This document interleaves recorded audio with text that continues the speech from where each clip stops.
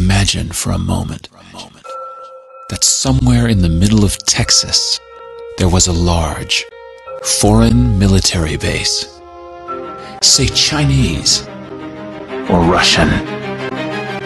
Imagine that thousands of armed foreign troops were constantly patrolling American streets in military vehicles. Imagine they were here under the auspices of keeping us safe, or promoting democracy, or protecting their strategic interests. Imagine that they operated outside of U.S. law and that the Constitution did not apply to them.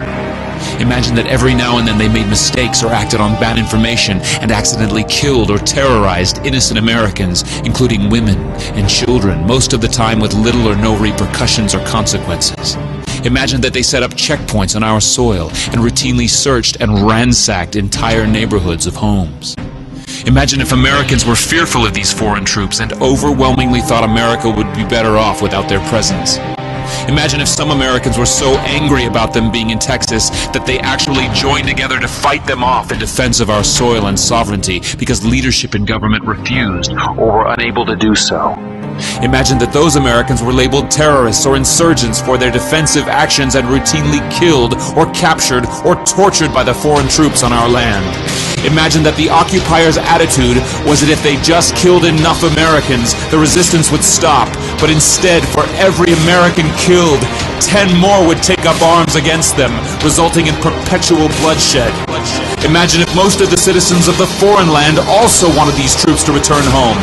Imagine if they elected a leader who promised to bring them home and put an end to this horror. Imagine if that leader changed his mind once he took office. The reality is that our military presence on foreign soil is as offensive to the people that live there as armed Chinese troops would be if they were stationed in Texas.